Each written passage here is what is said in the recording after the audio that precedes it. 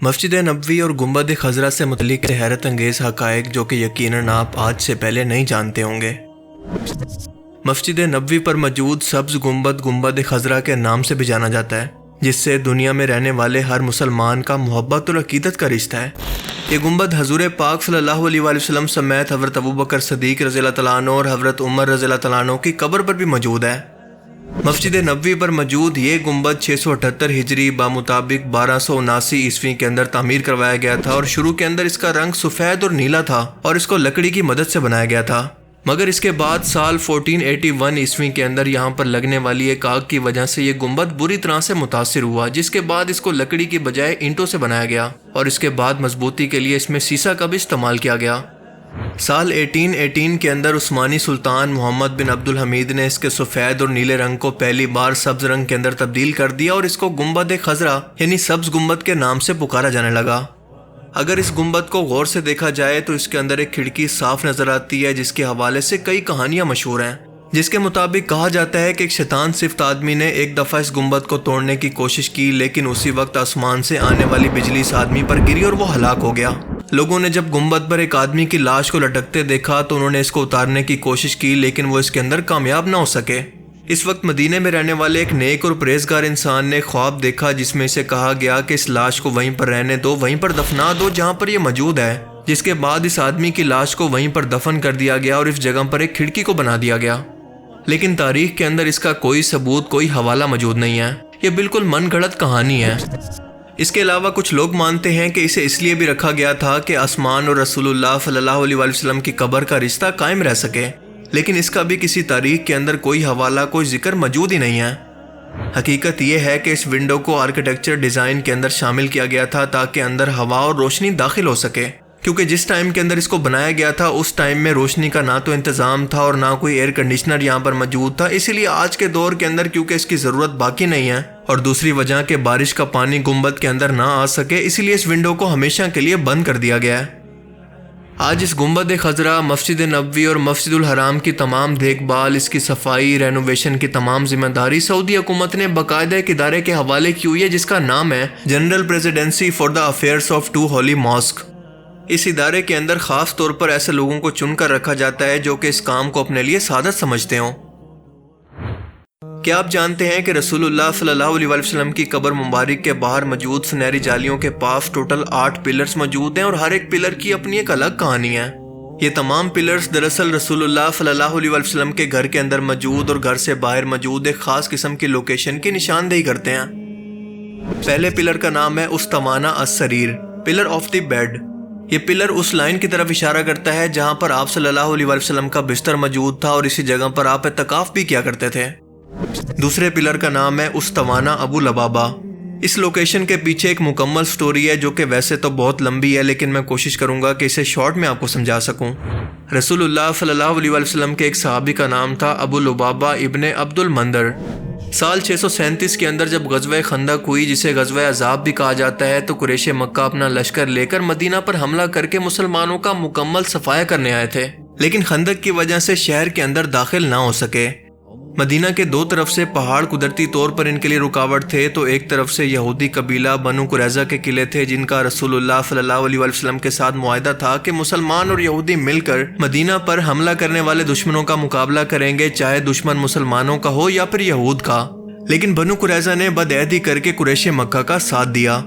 بعد میں لمبے انتظار، سخت سردی، آندھی، طوفان، ریت کے طوفان، کسی مدد کے نہ آنے کی امید، اور بنو قریظہ اور قریش مکہ کے درمیان ایک صحابی رسول نے، جو پہلے تو اسی یہودی قبیلہ سے تھے لیکن انہوں نے اینڈ ٹائم پر اسلام قبول کر لیا، اور ان دونوں کے درمیان غلط فہمی پیدا کر کے ان کو مایوس کر دیا، اور یہ جنگ ٹل گئی۔ قریش مکہ مایوس ہو کر واپس لوٹ گئے۔ لہٰذا اب بنو قریظہ سے بدلہ لینے کی باری آئی تو یہود نے ابو لبابہ کو اپنا ثالثی بننے کا کہا، کیونکہ وہ ان پر بہت زیادہ اعتماد کرتے تھے۔ بنو قریظہ کے سردار نے ابو لبابہ سے سوال کیا کہ کیا ہمیں سرنڈر کر دینا چاہیے۔ ابو لبابہ میں کیونکہ اپنی قوم کے ساتھ ایک وقت تک رہنے کی وجہ سے ایموشنل اٹیچمنٹ تھی، تو انہوں نے جواب میں اشارے سے اپنے ہاتھوں کو اپنی گردن پر رکھا اور یہ اشارہ دیا کہ اگر ایسا کیا گیا تو تمہیں مار دیا جائے گا، لیکن منہ سے کچھ نہیں بولا۔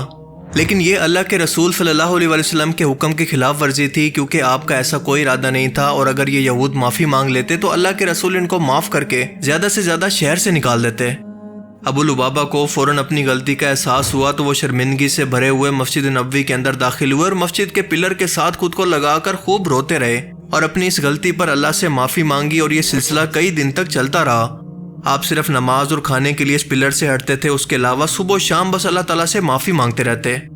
یہاں تک کہ سورہ التوبہ نازل ہوئی جس میں اللہ تعالیٰ نے ان کی معافی کا حکم دیا، اور آیت 102 کے اندر اللہ نے فرمایا، اور کچھ لوگ ہیں کہ اپنے گناہوں کا صاف اقرار کرتے ہیں، انہوں نے اچھے برے عملوں کو ملا جلا دیا تھا، قریب ہے کہ خدا ان پر مہربانی سے توجہ فرمائے، بے شک خدا بخشنے والا مہربان ہے۔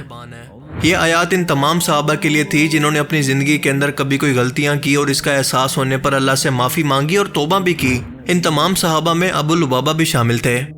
ان آیات کے نازل ہونے کے بعد اللہ کے رسول نے ان کو پلر کے پاس جا کر یہ خوشخبری دی اور ان کو یہاں سے ہٹا دیا۔ اس کے بعد اس پلر کو اللہ کی رحمت اور مغفرت کی نشانی کے طور پر ابو لبابہ کے نام سے ہی منسوب کر دیا گیا، جو کہ آج بھی اسی طرح سے موجود ہے۔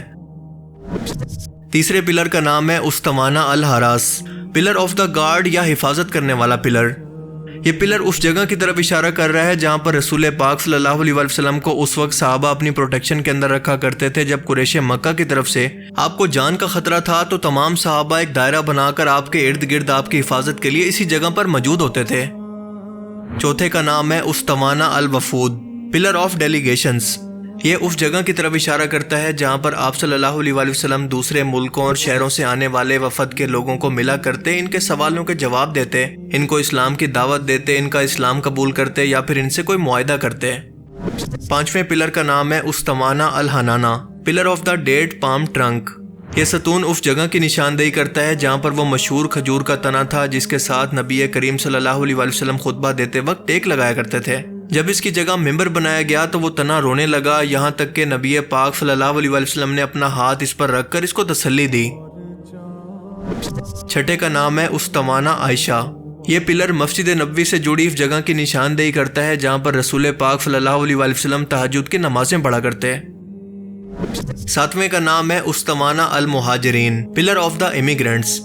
جیسا کہ نام سے ہی ظاہر ہے کہ اس پلر کی لائن کے اندر وہ صحابی بیٹھا کرتے تھے جو کہ مکہ سے مدینہ ہجرت کر کے یہاں پر جمع ہوتے۔ اور آخری یا آٹھویں کا نام ہے استوانہ المہراس، pillar of the guardian post. یہ پلر اس جگہ کی طرف اشارہ کر رہا ہے جہاں پر مولا علی علیہ السلام ہر وقت رسول اللہ صلی اللہ علیہ وسلم کے گھر کے باہر ایک سیکیورٹی گارڈ کے طور پر کھڑے رہتے جب بھی انہیں کوئی خطرہ محسوس ہوتا کہ کفار مکہ رسول اللہ صلی اللہ علیہ وسلم کو کوئی نقصان پہنچا سکتے ہیں۔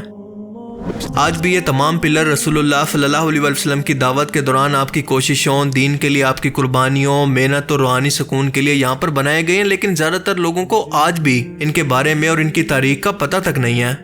لہٰذا آج کے بعد اگر آپ کو مسجد نبوی میں جانے کا موقع ملے تو اسی احساس کے ساتھ ان پلرز کو ضرور دیکھیں جس مقصد کے لیے انہیں آج بھی یہاں پر نشانی کے طور پر چھوڑا گیا ہے، یعنی روحانی سکون۔ اللہ تعالی ہمیں سمجھنے کی اور نیک عمل کرنے کی توفیق عطا فرمائے، آمین۔